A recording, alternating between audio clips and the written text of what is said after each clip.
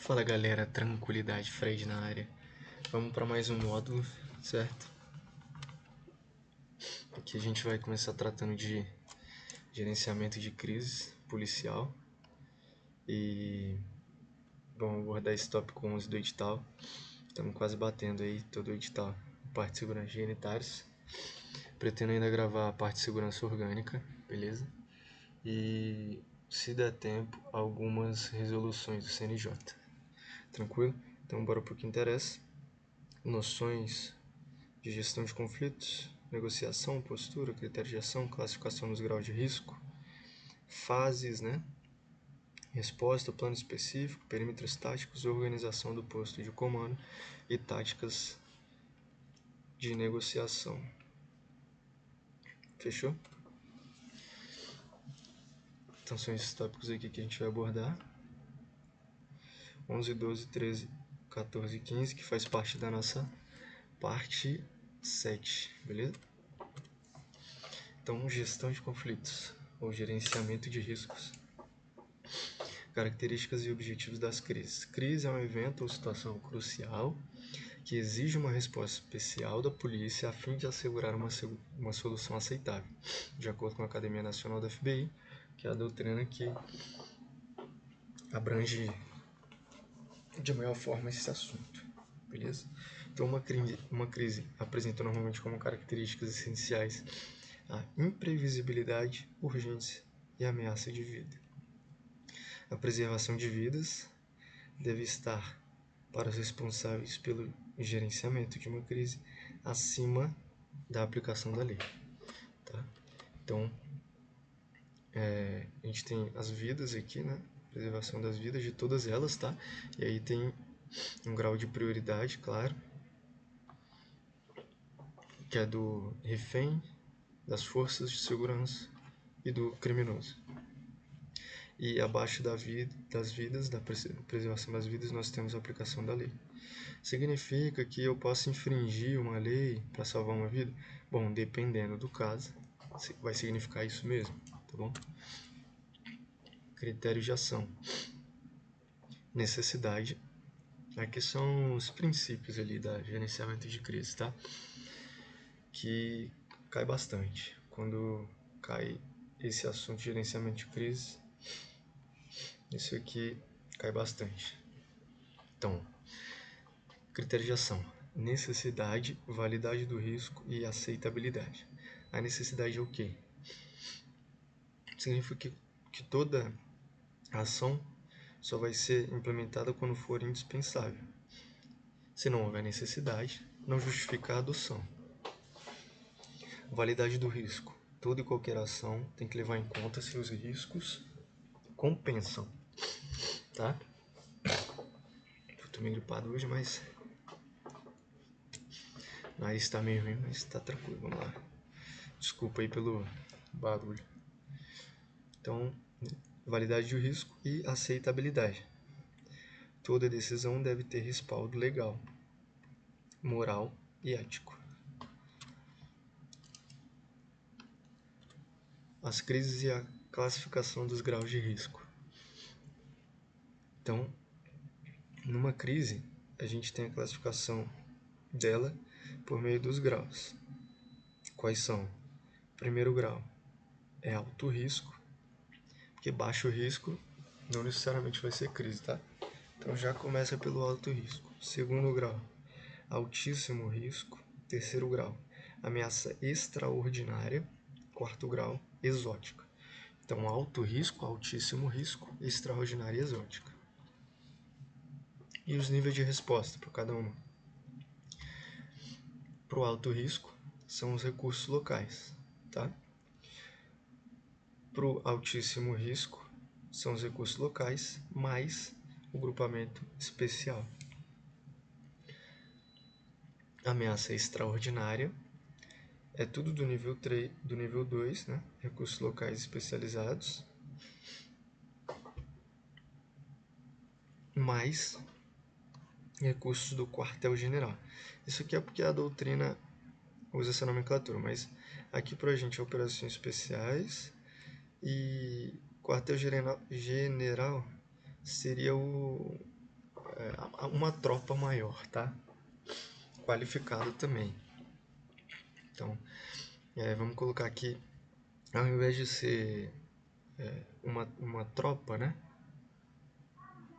Ao invés de ser uma tropa, que seria aqui seria o grupamento inteiro, tá? Ou então várias tropas, né? Várias frações de tropa. E nível 4, dos 3 níveis acima, ou seja, recursos locais especializados e os recursos do grupamento, do batalhão, tá? Batalhão. Mais os recursos exógenos. Recursos exógenos, ameaça exótica, recursos exógenos. Vamos lembrar de recursos específicos. Como? Por exemplo, se tiver uma ameaça biológica, tem que chamar um pessoal especializado na área para poder resolver. Seguindo, tipologia dos causadores de eventos críticos. Primeiro tipo de causador é o criminoso comum, tá? A maioria dos casos ocorrendo no Brasil, porque ele é conhecido como contumaz ou criminalmente motivado. É o cara ali que, tá fazendo nada, vai lá fazer uma cagada. Segundo tipo, emocionalmente perturbado. É um indivíduo com alguma psicopatia ou simplesmente alguém que não conseguiu lidar com seus problemas de trabalho ou família, ou que esteja completamente separado da realidade. O terceiro tipo é o terrorista por motivação política. Então a gente tem um criminoso comum, um criminoso emocionalmente perturbado e um criminoso terrorista por motivação política, tá? Essa é a mais exagerada, né? Causa mais estardalhaço. Seja qual for o tipo do causador do evento crítico, deve-se evitar, no curso da negociação, a adoção de posturas estereotipadas com relação à tipologia e à motivação. Vamos para as fases do gerenciamento. São 4 fases: pré-confrontação, resposta imediata, plano específico e resolução. Tá? A sequência cronológica pela doutrina majoritária é o seguinte: vai ter o pré-confronto, que é o chamado preparação, e a resposta imediata, que é a fase 2, tá? Que são as ações ali de início para começar a conter a crise. No ponto 3, nós vamos ter o plano específico, mas vamos ter também o manejo de emergência, que é a estabilização e avaliação preliminar. Mais para frente a gente vai ver a diferença disso aqui. Mas grava essa ordem aqui, pré-confrontação, resposta imediata, plano específico, resolução. Tem uma palavrinha aqui diferente que é bom saber o significado, que a gente vai ver mais pra frente, é o manejo de emergência, que é a estabilização e avaliação preliminar. Dá pra ter uma ideia mais ou menos do que é, né? Manejo de emergência é algo que vai ser feito ali numa situação de urgência ali iminente. Então, imprevisto. E a quarta etapa, a quarta fase é a resolução, é a implementação do plano específico, certo? Então, plano específico, resolução. Adendo. No planejamento de contingências, que são essas etapas, o manejo de emergência e o gerenciamento de crises. Desculpa, planejamento de contingências, ele abarca o gerenciamento de crises, tá? Abarca o gerenciamento de crises, abarca o manejo de emergência. Aqui em cima, dentro dele tá o planejamento de contingências, tá? Porque o planejamento de contingências ele pode ser para vários setores, né? No caso aqui, a gente está tratando do gerenciamento de crise, que ele está aqui. Então, no planejamento de contingências, o manejo de emergência e o gerenciamento de crise são etapas distintas. Então, a gente tem as 4 etapas do gerenciamento de crises e aqui a gente tem o manejo de emergência, lembra?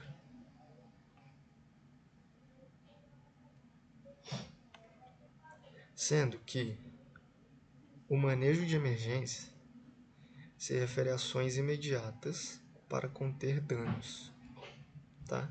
Imediatas para conter danos. E o gerenciamento de crise são as estratégias de médio e longo prazo para restaurar a normalidade operacional e imagem institucional.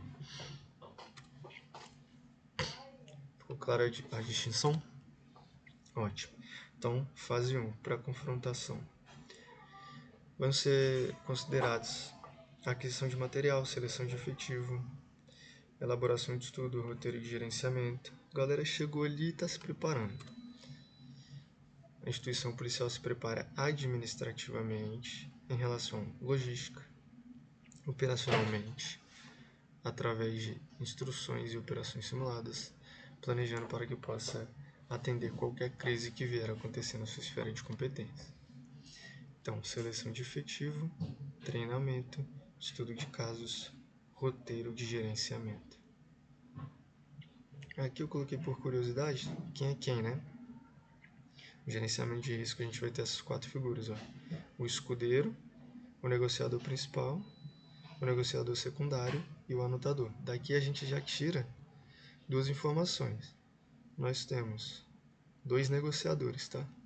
2 negociadores. Um principal, que é o cara que vai estar em contato direto ali com o criminoso, e o secundário é o cara que vai estar dando suporte de informação, tá? Então, o principal vai perguntar, pô, o que é que o cara disse ali sobre a família dele mesmo? Aí o secundário tem que estar sempre com as informações ali em tempo hábil, certo? E o anotador é o que vai registrar. Fase 2, resposta imediata. São as primeiras ações a serem tomadas imediatamente após o início de um incidente de alta complexidade. As medidas imediatas mais importantes a serem tomadas são conter, solicitar apoio, isolar e manter contato sem concessões ou promessas. Então aí na prova vai cair assim, resposta imediata, assim que for estabelecida a resposta imediata, é possível manter o contato com concessões, tá? Sem concessões ou promessas. Nós temos na doutrina que os períodos de maior risco é justamente na resposta imediata, que se dá início mais ou menos a 15 minutos de estabelecimento do gerenciamento de crise, tá? De 15 a 45 minutos é onde a situação está mais acalorada. E ao final, que é na resolução, né? Beleza? Então, resposta imediata. Vou conter, solicitar apoio, isolar a área e manter contato com o criminoso sem concessões ou promessas. Sem concessões imediatas. Plano específico. O comandante da cena procura encontrar a solução no evento crítico. Tá? Então, ele vai alertar os elementos da patrulha, os perímetros táticos para protegerem no caso de previsão de tiroteio, providenciar sempre antes do início da resolução posicionamento de ambulância. Para quê, né? Para quê? Providenciar, no caso de resistência, solução negociada mediante fuga, desobstrução do caminho, rua, artéria escolhida para evasão do ponto crítico, a fim de evitar que algum curioso ou circunstante mais exaltado agreda os bandidos. Fase 4. Resolução ou plano de rendição, chamado plano de rendição também, beleza? É a execução e implementação do que ficou decidido durante a fase do plano específico. Observação: 2 momentos onde o nível de perigo atinge a gradação mais elevada, o início da crise e o seu final, foi o que a gente falou. O seu final é justamente aqui o plano de rendição, tá? E o início é lá na resposta imediata.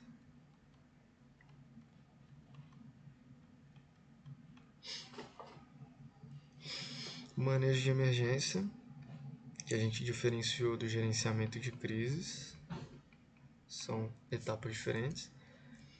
O manejo de emergência, então, é a transição entre as ações reflexivas iniciais e ações planejadas subsequentes, permitindo a organização dos recursos e a definição das estratégias mais adequadas para a resolução da crise. Faz parte do planejamento de contingências, tá? não faz parte do planejamento do gerenciamento de crise. Gerenciamento de crise é uma coisa, manejo de emergência é outra coisa. Posto de comando é a organização de pessoas com cadeia de comando baseada na divisão dos trabalhos e tarefas. Funções desempenhadas em um posto de comando: colher informações, processar informações, aplicar informações, agir e reagir mediante implementação de planos de decisões, apoiar todas as funções acima por intermédio de um trabalho de logística e administração. Sem mistério. Posto de comando é uma casinha que vai ter lá para servir de apoio, tá? É o posto do comando. Pô, não tem muito mistério nisso aqui. Ó, é a sede de autoridade para as operações de campo. Pronto. Nessa condição, o posto de comando centraliza a autoridade e o controle da cena de ação. Também serve como ponto de tomada de decisão para os subordinados.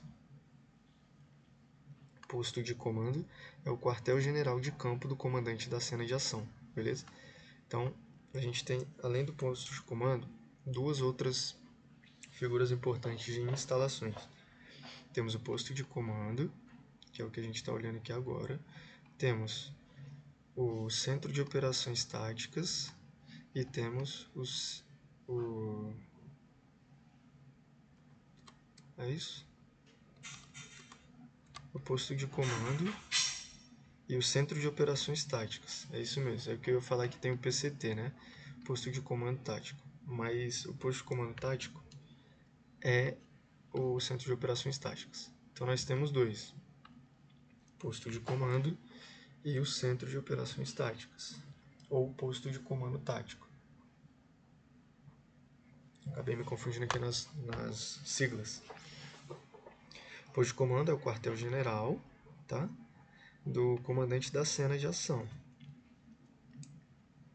E o centro de operações táticas é o quartel-general de campo do comandante do grupo tático. Tá? Pensa em um grupamento de negociador, de negociação e um grupamento de intervenção. Tá? Então, o PCT, né, o posto de comando tático, deve ser localizado no interior do perímetro externo ou junto ao próprio PC. Aí aqui tem trouxe uma ilustração. Aqui, ó, PC está aqui, o PCT está do lado, beleza? Dentro do perímetro externo, porque o interno só vai ter o ponto crítico dentro. Questão de prova. Caiu em prova recente. O posto de comando e o posto de comando tático devem estar próximos ao ponto crítico. Certo, tá bom? Devem estar. Lembra dessa imagem aqui. Somente os policiais e funcionários cujas tarefas necessitem acesso ao gerente da crise devem ter seu ingresso admitido no posto de comando. Beleza? Percebam, a mídia, perímetro externo, o público também no perímetro externo.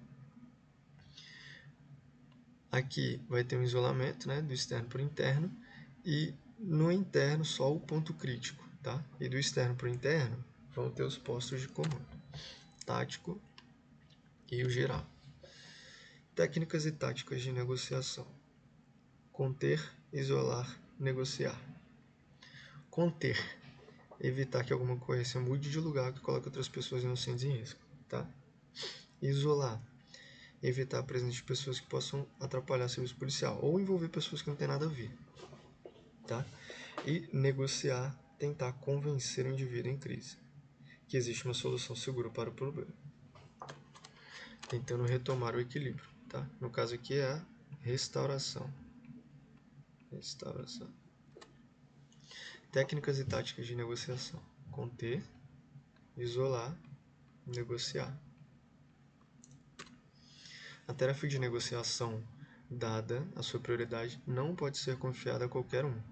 Dela ficará encarregado o policial com treinamento específico denominado negociador. Tem curso específico para isso, tá? Gerenciamento de crise, para virar negociador e atuar especificamente nessas áreas aí. Negociação, regras de ouro. As regrinhas de ouro aí. Estabilize e contenha a situação. Escolha a ocasião correta para fazer o contato. procure ganhar tempo. Aqui é regra de ouro mesmo, hein? Deixe o causador do efeito falar, né? Então o negociador ele é ouvinte, tá? O negociador é ouvinte. O negociador é ouvinte. Vai ter lá na prova, não deixe o causador do evento falar porque vai atrapalhar teu raciocínio. Errado, pô. Não ofereça nada ao protagonista do evento. Deixa ele pedir, deixa ele falar. Porque aqui pode incorrer em risco grave. Evite dirigir sua atenção às vítimas com muita frequência. Então as chame de reféns, tá? Chamar sempre de refém e não de vítima. Seja tão honesto quanto possível e evite truques, de fato, tá? Sem enganar o carinha lá. Nunca deixe de atender qualquer exigência, por menor que seja. Ou então, tentar, né? Nunca diga não. Nunca negue prontamente. Procure abrandar as exigências. Aqui, abrandar as exigências. Nunca estabeleça um prazo fatal. Nunca estabeleça um prazo fatal. Nunca um prazo fatal. Você se põe numa situação de risco. Não faça sugestões alternativas. É melhor abrandar as exigências do que fazer outra sugestão. Não envolva pessoas não policiais. Não permita qualquer troca de reféns, inclusive de um negociador por um refém. Antigamente isso era admitido e era visto até como um ato herói. Hoje é o risco, tá? Evite negociar frente a frente, ainda mais se o cara estiver armado, com arma de fogo. Beleza? Nós temos uma figura muito importante no gerenciamento de crise policial, que é o sniper, ou caçador, atirador. Beleza? Tiro de comprometimento. A decisão de um gerente de crises em fazer uso da alternativa tática é de grande responsabilidade e deve ser efetuada quando todas as outras forem inadequadas e quando o cenário para tal fato seja favorável. Esse episódio aqui foi o de um ônibus que foi sequestrado lá na Niterói, lá no Rio de Janeiro, e aí precisou da figura do atirador de elite. Beleza? Passamos pela parte 7, gerenciamento de crise. Agora vamos para a última parte. Uso diferenciado da força. Níveis do uso da força, princípios de necessidade e proporcionalidade, responsabilidade pelo uso da força, uso de instrumentos de menor potencial ofensivo no controle da força. Parte 8. Fechou, pessoal? Vamos nessa. Para acabar, hein? Para bater todo o edital de segurança dignitários. Em 8 partes, tá ótimo. Técnicas e táticas e segurança individual. Aqui, a gente está falando do uso diferenciado da força. Numa abordagem, né, numa operação. Essa escadinha é mais para ilustrar mesmo que de um lado tem o policial e do outro tem o suspeito, tá? O policial vai sempre começar tentando verbalizar, se o suspeito for cooperativo, tá? Ou pode partir para controle de contato se o suspeito tiver resistência passiva, pode ir para controle físico se o suspeito tiver resistência ativa, tá vendo que tá gradando aqui, tá progredindo? O policial pode partir para táticas defensivas não letais, né? No caso de agressão não letal, e, última instância, força letal para combater a agressão letal. Então, o uso progressivo da força consiste na seleção adequada de opções de força pelo policial em resposta ao nível de submissão do indivíduo suspeito infrator a ser controlado. Beleza? Quando eu aprendi, não era uso diferenciado, essa é a nomenclatura que usam hoje, tá? Era uso progressivo da força. Até nos manuais da FAB lá, tudo uso progressivo da força. Por quê? Das Forças Armadas, eu acho, no geral. Por que se adotou isso? Né? Diante do cenário aí, direitos humanos e tudo isso acontecendo, entendia-se que falar de uso progressivo da força acarretava só em avançar, né? Então eu tinha o degrau 1 aqui, progredir para o degrau 2, progredir para o degrau 3 e só avançava, ele não podia recuar, né? Em tese. Aí o uso diferenciado da força, mudar para essa nomenclatura aqui, possibilita o quê? Avancei para o 2. Pô, ele acalmou os ânimos, volto para o 1. Entendeu? Sem ter que ser a progressão. Então, pela doutrina, né, o correto deveria ser o uso progressivo e regressivo da força. Mas aí, para não ficar esse nomão, colocaram um uso diferenciado da força. Então, as táticas. Verbalização, técnicas de verbalização. Ao dirigir-se ao abordado, evite usar gírias e termos vulgares. Os comandos devem ser dados utilizando-se uma linguagem cordial e firme. Não se deve gritar ou discutir. Procure manter um tom de voz audível, firme e controlado.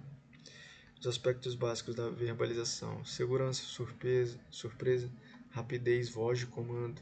Isso aqui é muito abordado, tá? Nas Forças Armadas e policiais. Aspectos psicológicos: autoconfiança. Se tu não tiver autoconfiança, cara, como é que tu vai verbalizar com o criminoso ali? Com uma arma apontada para a cabeça da mulher, né? Do pai, do filho,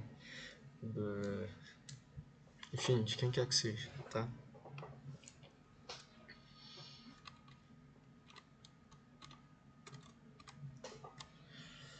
E aí nós entramos no decreto 12341 de 23 de dezembro de 2024. Recentíssimo, né? Que vai disciplinar o uso da força e dos instrumentos de menor potencial ofensivo, com vistas a promover eficiência, transparência, valorização dos profissionais e respeito aos direitos humanos. Esse carinha aí. Artigo 2º. São os princípios gerais de uso da força em segurança pública. Quais são? Legalidade, precaução, necessidade, proporcionalidade, razoabilidade, responsabilização, não incriminação. Vamos olhar cada um desses aqui. Legalidade. O uso da força em instrumentos de menor potencial ofensivo somente poderá ocorrer para a consecução de objetivo legal e nos restritos limites da lei. Beleza, legalidade abordada. Precaução. As operações e ações de aplicação da lei devem ser planejadas e executadas mediante a adoção de todas as medidas necessárias para prevenir ou minimizar o uso da força e mitigar a gravidade de qualquer dano direto ou indireto que possa ser causado a qualquer pessoa. Precaução. Necessidade. Um recurso somente pode ser empregado quando outros de menor intensidade não forem suficientes para atingir objetivos pretendidos. Beleza. Proporcionalidade. O nível da força utilizada deve ser compatível com a gravidade da ameaça apresentada pela conduta das pessoas envolvidas e os objetivos legítimos da ação do profissional de segurança pública, intrinsecamente ligado aí ao uso diferenciado da força, é o princípio da proporcionalidade. Razoabilidade. A força deve ser empregada com bom senso, prudência e equilíbrio, de acordo com as circunstâncias do caso concreto, com vistas a atingir um objetivo legítimo da aplicação da lei. Então, tem que ser razoável, né? Prudência e equilíbrio. Responsabilização. Os órgãos e profissionais de segurança pública devem assumir a responsabilidade pelo uso inadequado da força, após a conclusão de processo de investigação, respeitado o devido processo legal, a ampla defesa e contraditória. Então, excedeu, meu amigo, vai ser responsabilizado. Não discriminação. Os profissionais de segurança pública devem atuar de forma não discriminatória, sem preconceito de raça, etnia, cor, gênero, orientação sexual, idioma, religião, nacionalidade, origem social, deficiência, situação econômica, opinião política ou de outra natureza. Então, não discriminar de forma alguma. Parágrafo 3º.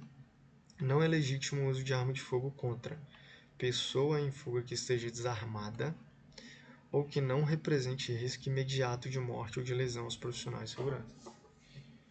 Não é legítimo o uso de arma de fogo contra o veículo que diz respeito ao bloqueio policial em via pública, exceto quando o ato represente